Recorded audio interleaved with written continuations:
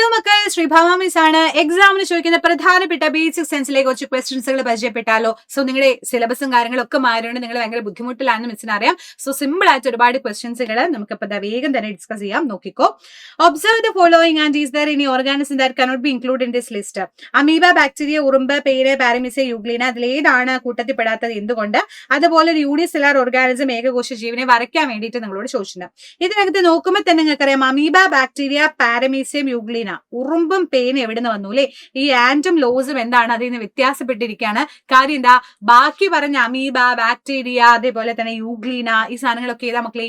Unicellular organism ആണ്. എന്ന് വെച്ചാൽ ഏകകോശ ജീവികളാണ്. ഏകം എന്ന് പറയുമ്പോൾ ഒന്ന് ആലോചിക്കാം. ഒറ്റ കോശം മാത്രമുള്ള ജീവികളാണ് ഏകകോശ ജീവികൾ എന്ന് പറയുന്നത്. There organism with only one cell ആണെങ്കിൽ സെല്ലുലാർ ഓർഗാനിസം ആണ്. അപ്പൊ പേനും അതേപോലെ ഉറുമ്പിനൊക്കെ മൾട്ടി സെല്ലുലാർ ഓർഗാനിസം ആണ്. ഒരുപാട് കോശങ്ങളുണ്ട്. ഒന്നിലധികം കോശങ്ങൾ ഉള്ളതിനെയാണ് നമ്മൾ മൾട്ടി സെല്ലുലാർ ഓർഗാനിസം, ബഹുകോശ ജീവികൾ എന്ന് പറയുന്നത്. സോ അങ്ങനെ നമുക്ക് സിമ്പിൾ ആയിട്ട് പറയാൻ പറ്റും. പിന്നെ നിങ്ങളോട് ചോദിച്ചത് യൂണിസെല്ലുലാറിനെ വരച്ച് കാണിക്കാനാണ്. എപ്പോഴും എക്സാമിന് ചോദിക്കുന്ന ക്വസ്റ്റ്യൻസ് ആണ് കേട്ടോ. അപ്പൊ നോക്കിക്കോ, അമീബ വരയ്ക്കാൻ സിമ്പിളാ. അപ്പൊ ഞാൻ ഇങ്ങനെ വരച്ചാലും ആർക്കും കുറ്റം പറയാൻ പറ്റില്ല. കാരണം അമീബയ്ക്ക് പ്രത്യേകിച്ച് ഷേപ്പില്ല. അതേപോലെ പാരമീസിയം വരയ്ക്കണമെങ്കിൽ നിങ്ങൾ ഇങ്ങനെ ഒരു ഓവൻ ഷേപ്പിൽ ഒരു സാധനം ഇങ്ങനെ വരച്ചു കൊടുത്താൽ മതി. പാരമീസിയം. യൂഗ്ലീനയ്ക്ക് ഒരു വാലും കൂടെ ഉണ്ട് കേട്ടോ. ഒരു വാലും കൂടെ നൈസായിട്ട് വരച്ചു കൊടുത്താൽ അത് യൂഗ്ലീനയായി. സോ ഇതിൽ ഏത് വേണമെങ്കിലും എന്റെ മക്കൾക്ക് വരച്ചു കൊടുക്കാം. അടിപൊളിയായിട്ട് എക്സാമിന് അത് എഴുതി വെക്കാം. റെഡി? അടുത്തത് A and be different parts of the cells തന്നിട്ടുണ്ട്. എയും ബിയും കോശങ്ങളുടെ വിവിധ ഭാഗങ്ങളാണ്. 1, 2 ഏതാണെന്ന് തിരിച്ചറിയാം. പിക്ചർ 1 ഏതാ, പിക്ചർ 2 ഏതാ? അപ്പൊ ഇതിൽ നിങ്ങൾ മനസ്സിലാക്കേണ്ടത്, ആദ്യം പിക്ചർ നോക്കുമ്പോൾ തന്നെ ഒരു വലിയ ഫേനും കാണുന്നുണ്ട്. കുറച്ച് എക്സ്ട്രാ പ്രൊട്ടക്ഷൻ ആയിട്ട് കുറച്ച് ഭിത്തികൾ കൂടുതൽ കാണുന്നുണ്ട്. അപ്പൊ തന്നെ നിങ്ങൾ പറയണം ഇത് പ്ലാന്റ് സെല്ലാണ്, ഇത് ആനിമൽ സെല്ലാണ്, ഇത് സസ്യകോശമാണ്, ഇത് ജന്തുകോശമാണ്. അപ്പൊ തന്നെ ഐഡന്റിഫൈ ചെയ്യണം. ഫേനം വെച്ച് നോക്കാം, സൈഡിൽ കാണുന്ന സാധനങ്ങളെ വെച്ച് നോക്കാം, ഏത് സാധനം വെച്ചിട്ട് നോക്കാം. അപ്പൊ ഇതിൽ എന്തൊക്കെയാണ് ഇതിന്റെ വ്യത്യസ്തമായിട്ടുള്ള കാര്യങ്ങളെ നമുക്ക് നോക്കാം. ഡീറ്റെയിൽ ആയി തന്നെ നോക്കാം അല്ലെ? നോക്കടാ. ആനിമൽ സെല്ലിന്റെ കേസ് പറയുമ്പോ മൈറ്റോകോൺട്രിയ എന്ന് പറയുന്ന ഭാഗമുണ്ട്, റൈബോസോം ഉണ്ട്, നടുവിലായിട്ട് ന്യൂക്ലിയസ് ഉണ്ട്, വാക്യൂളുകൾ ഉണ്ട്. പിന്നെ നമ്മൾ പറഞ്ഞു ഫേനൊക്കെ ഇതിനകത്ത് കുഞ്ഞു കുഞ്ഞായിട്ടൊക്കെ ഈ പറഞ്ഞ പോലെ ഫേനങ്ങളൊക്കെ കാണുന്നുള്ളൂ അല്ലെ?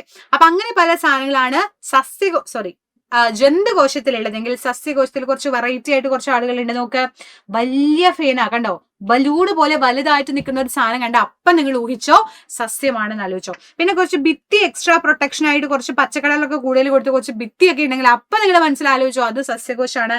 കാരണം എന്താ? ക്ലോറോപ്ലാസ്റ്റ് ഉണ്ട് അതിനകത്ത്, അതേപോലെ റൈബോസോമ, മൈറ്റോകോൺട്രിയ, അങ്ങനെയുള്ള പല സാധനങ്ങളും ഉള്ളതാണ് സസ്യകോശം. അപ്പൊ ഇത് തമ്മിലുള്ള വ്യത്യാസം മാത്രം എന്റെ മക്കൾ പഠിച്ചാൽ മതി. സിമ്പിൾ ആയിട്ട് പഠിക്കാൻ പറ്റും. വ്യത്യാസം വരുന്നത് ഒന്ന് ക്ലോറോപ്ലാസ്റ്റിലും ഒന്ന് സെൽവാളിലോ. ഈ സെൽവാളും ക്ലോറോപ്ലാസ്റ്റും ആകെയുള്ളത് സസ്യകോശത്തിനാണ്. ബാക്കിയൊക്കെ കോമൺ ആയിട്ട് എല്ലാത്തിനുള്ള സാധനങ്ങളാണ്. മർമ്മം, ന്യൂക്ലിയസ്, വാക്യൂൾസും സെൽ മെംബ്രെയിൻ ഒക്കെ എല്ലാവർക്കും ഉണ്ട്. പക്ഷെ ഇല്ലാത്ത സാധനം പറയുന്നത് ഹരിതകം അല്ലെങ്കിൽ ക്ലോറോപ്ലാസ്റ്റും സെൽവാൾ അല്ലെങ്കിൽ കോശഭിത്തിയും കുറച്ച് എക്സ്ട്രാ പ്രൊട്ടക്ഷൻ ആയിട്ടുള്ളത് പ്ലാന്റ് സെല്ലിലാണ്. അപ്പൊ ഇത് ആലോചിക്കാൻ സിമിലർ ട്രിക്ക് പറഞ്ഞാ ഹരിത ഭിത്തിയിൽ അമർത്തി. ഹരിത പറയുമ്പോ എന്താണ്? ഹരിതകം, ക്ലോറോപ്ലാസ്റ്റ്. ഭിത്തിയിൽ അമർത്തി പറയുമ്പോ സെൽവാള്. അത് രണ്ടും പഠിച്ചു വെച്ചൂടെ? അപ്പൊ അങ്ങനെയാണ് വ്യത്യാസം വരുന്നത്. അപ്പൊ നിങ്ങളോട് ഇതിൽ ക്വസ്റ്റ്യൻ ചോദിക്കുമ്പോൾ നിങ്ങൾ അത് ആലോചിച്ച് സിമ്പിൾ ആയിട്ട് എഴുതി കൊടുക്കുക. പ്ലാന്റ് സെല്ലും ആനിമൽ സെല്ലും തമ്മിലുള്ള വ്യത്യാസം എല്ലാതും നമ്മൾ ടിക്ക് ചെയ്തതിൽ ആകെ വ്യത്യാസം വന്നത് കോശഭിത്തി നമ്മുടെ സസ്യകോശത്തിനേ ഉള്ളൂ, അതേപോലെ തന്നെ ഹരിതകവും സസ്യകോശത്തിനേ ഉള്ളൂ. അത് വെച്ച് ഐഡന്റിഫൈ ചെയ്തിട്ട് അടിപൊളിയായിട്ട് എഴുതി കൊടുക്കുക കേട്ടോ. അടുത്ത ക്വസ്റ്റ്യൻ.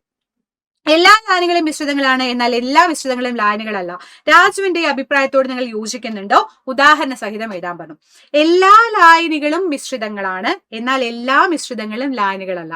അപ്പൊ എന്താ മക്കളെ ലായനി? ലായനി പറയുമ്പോൾ നമുക്കറിയാം ഉപ്പ് ലായനി, പഞ്ചസാര ലായനി. എന്ന് വെച്ചാൽ ഉപ്പ് വെള്ളത്തിൽ ലയിച്ചാൽ അത് ഉപ്പ് വെള്ളമായി, ഉപ്പ് ലായനിയായി, ഒരു സൊല്യൂഷനായി നമുക്ക് പറയാൻ വേണ്ടി പറ്റും അല്ലെ? അപ്പോ ആ സാധനം പറയുന്നതിനകത്ത് ഉപ്പും ഉണ്ട് വെള്ളവും ഉണ്ട്. അപ്പൊ അതൊരു മിക്സ്ചർ ആണ്. കാരണം രണ്ടോ അതിലധികമോ സാധനങ്ങൾ കൂടി ചേർന്നാൽ അത് മിക്സ്ചറായി. അപ്പൊ ഉപ്പും വെള്ളം കൂട്ടി രണ്ട് വ്യത്യസ്തമായിട്ടുള്ള സാധനങ്ങൾ കൂട്ടിച്ചേർത്തപ്പോ അവിടെ എന്തായി? മിക്സ്ചറാണ്, മിശ്രിതാണ്.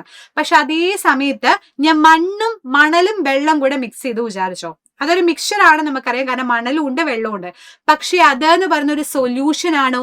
ഒരേപോലെ ഇരിക്കുന്ന സാധനമാണോ? ഉപ്പ് വെള്ളവും ആൻഡ് മണലും മണ്ണും കലർത്തിയിട്ടുള്ള സാധനം രണ്ടും വെച്ചാൽ രണ്ടും ഡിഫറെന്റ് ആണ്. കാര്യം എന്താ? ഈ സാധനത്തിനകത്ത് ഇവിടെ ചിലപ്പോൾ നമുക്ക് ഇപ്പൊ സാൻഡും വെള്ളവും മിക്സ് ചെയ്താണെങ്കിൽ മണലും വെള്ളം ആണെങ്കിൽ മണലായിരിക്കും, ഇവിടെ വെള്ളമായിരിക്കും. അപ്പൊ ഇത് ഒരേപോലെയല്ല ഇരിക്കുന്നത്. പക്ഷെ സൊല്യൂഷൻ നോക്ക്, ഉപ്പ് വെള്ളം പറയുമ്പോൾ ഒരേപോലെ ഇരിക്കുന്ന ആളുകളാണ്. ഇവിടെ ഇവിടെയൊക്കെ നോക്കുമ്പോഴും നമുക്ക് വ്യത്യാസമൊന്നും ഫീൽ ചെയ്യുന്നില്ല. അപ്പൊ എല്ലാ സൊല്യൂഷനും മിക്സ്ചർ ആണ് പറഞ്ഞാൽ തെറ്റില്ല. കാരണം രണ്ടോ അതിലധികമോ കൂട്ടിക്കലർത്തി തന്നെയാണ് സൊല്യൂഷൻ ഉണ്ടാക്കുന്നത്. പക്ഷേ എല്ലാ മിക്സ്ചേഴ്സും സൊല്യൂഷൻ ആണോ, ഒരേപോലെയാണോ? അല്ല. അപ്പൊ അത് തന്നെയാണ് ഇവിടെയും പറഞ്ഞത്. പലതിലും പലതാണ്. ഇപ്പൊ മാർബിളും വാട്ടറും കൂടെ കൂട്ടിക്കലർത്തിയാൽ നോക്കിയാലും നമുക്ക് പറയാൻ പറ്റും ഇതൊരു മിക്സ്ചർ ആണ് എന്നുള്ളതിൽ നമുക്ക് ഒരു സംശയമില്ല. പക്ഷെ ഇതൊരു സൊല്യൂഷൻ ആണോ? അല്ല. കാര്യം എന്താ? ഒരേപോലെ അല്ല ഇതിരിക്കുന്നത്, കറക്റ്റ് ആയിട്ടല്ല ഇരിക്കുന്നത്. പക്ഷേ നമ്മുടെ വെള്ളവും ഉപ്പും കലർത്തിയ സാധനമാണെങ്കിൽ എന്താ മക്കളെ, അതൊരു മിക്സ്ചർ ആണ്. കാരണം ഉപ്പും വെള്ളവും ഉണ്ട്. സൊല്യൂഷൻ ആണോ ചോദിച്ചാൽ അതുമാണ് എന്ന് പറയാൻ പറ്റുന്നു. അങ്ങനെ നമുക്ക് സിമ്പിൾ ആയിട്ട് അത് എക്സ്പ്ലെയിൻ ചെയ്ത് കൊടുക്കാം. പിക്ചർ വെച്ച് നിങ്ങൾക്ക് എക്സ്പ്ലെയിൻ ചെയ്യാം. റെഡി? അടുത്തൊരു ഇത്, take the sugar solution you have prepare earlier, take same amount of water and sugar, similar glasses and keep unstirred. Using straw carefully taste the different part of the water with dissolve sugars and unstirred mixture of sugar and water. Difference നോക്കാൻ സംഭവം simple ആണ്, ഒന്നുമില്ല. നമ്മൾ ആദ്യം ഒരു പഞ്ചസാര ലായനി എടുക്കുകയാണ്. എന്നിട്ട് എന്താ ചെയ്യുന്നത്? അതേ വലിപ്പമുള്ള മറ്റൊരു ഗ്ലാസ് നമ്മൾ എടുത്തിട്ട് അതിൽ ഒന്ന് നന്നായിട്ട് ഇളക്കി സ്റ്റിർ ചെയ്തിട്ട് വെക്കാം, നന്നായിട്ട് ഇളക്കി സെറ്റ് ചെയ്തിട്ട് വെക്കാം. മറ്റേ നമ്മൾ അനക്കാതെ വെക്കാം. എന്താണ് അതിൽ ഓരോന്നിനും ടേസ്റ്റ് ചെയ്യുമ്പോഴുള്ള വ്യത്യാസം എന്നാണ് ചോദിച്ചിട്ടുള്ളത്. നോക്കിക്കോ, പഞ്ചസാര അലിഞ്ഞു ചേർന്ന വെള്ളം. നമ്മളെല്ലാവരും എന്ത് സാധനം ഉണ്ടാക്കുമ്പോഴും പഞ്ചസാര നന്നായിട്ട് വെള്ളത്തിൽ ഒഴിച്ചിട്ട് ഉണ്ടാക്കുക അല്ലേ? അത് ടേസ്റ്റ് ചെയ്യുന്ന സമയത്ത് മുകളിൽ നിന്ന് ടേസ്റ്റ് ചെയ്താലും താഴെന്ന് ടേസ്റ്റ് ചെയ്താലും എവിടെ നിന്ന് ടേസ്റ്റ് ചെയ്താലും നമുക്ക് സ്വീറ്റിന്റെ ടേസ്റ്റ് അല്ലേ ഉണ്ടാവുക. മധുരല്ലേ ഇവിടുന്നും അവിടുന്ന് ഒക്കെ എടുത്താ. പക്ഷെ ഈ പഞ്ചസാരയിൽ ഇട്ടിട്ട് ഞാൻ അലിക്കാണ്ട് വെച്ചേക്കാം. എന്നുവെച്ചാൽ പഞ്ചസാര ഇട്ടു എന്നുള്ളത് പേരുണ്ട്. പക്ഷെ പലവിടുന്ന് ഞാൻ ടേസ്റ്റ് ചെയ്ത് നോക്കുമ്പോൾ മുകളിൽ ടേസ്റ്റ് ചെയ്യുമ്പോൾ ഒരു മധുരവും ഇല്ല. താഴേന്ന് ടേസ്റ്റ് ചെയ്യുമ്പോൾ, അതിന്റെ തൊട്ട് താഴേന്ന് ടേസ്റ്റ് ചെയ്യുമ്പോൾ ചെറുതായിട്ടൊരു മധുരം വന്നു. ഏറ്റവും അടിയിലല്ലേ പഞ്ചസാര മൊത്തം അടിഞ്ഞു കിടക്കുന്നേ. അപ്പൊ അതാണെങ്കിൽ ഇവിടെ പഞ്ചസാര മൊത്തം അടിഞ്ഞു കിടക്കും, ഇവിടെയാണ് വെള്ളം ഉണ്ടാവുക. പക്ഷെ അതേ സമയത്ത് ലയിപ്പിച്ച സാധനമാണെങ്കിൽ എല്ലാവരുടെയും ഒരേപോലെ ഇരിക്കുക ചെയ്യാലേ. അപ്പൊ നമുക്ക് അതിൽ പറയാൻ പറ്റും പഞ്ചസാര അലിഞ്ഞു ചേർന്ന വെള്ളത്തിലും എല്ലാവരുടെയും മധുരം ഫീൽ ചെയ്യും. ഇളക്കി ചേർക്കാത്ത വെള്ളത്തിലാണെങ്കിൽ ഏറ്റവും അടിഭാഗത്ത് മാത്രമേ മധുരം ഉണ്ടാവുള്ളൂ. എന്തുകൊണ്ടാ? അതിന് എന്ത് നിഗമനത്തിലാണ് നിങ്ങൾ എത്തിച്ചേർന്നത്? പഞ്ചസാര അലിഞ്ഞു ചേർന്ന ലായനി ഏകാത്മക മിശ്രിതവും പഞ്ചസാര ഇട്ട് അലിക്കാത്ത വെള്ളത്തിനെ ഭിന്നാത്മക മിശ്രിതവും എന്നാണ് പറയാലേ. The solution which dissolve sugar is homogeneous mixture. എന്താ ഹോമോജീനിയസ് മിക്സ്ചർ? എല്ലാവരുടെയും ഒരേപോലെ ഇരിക്കുന്ന ആള്.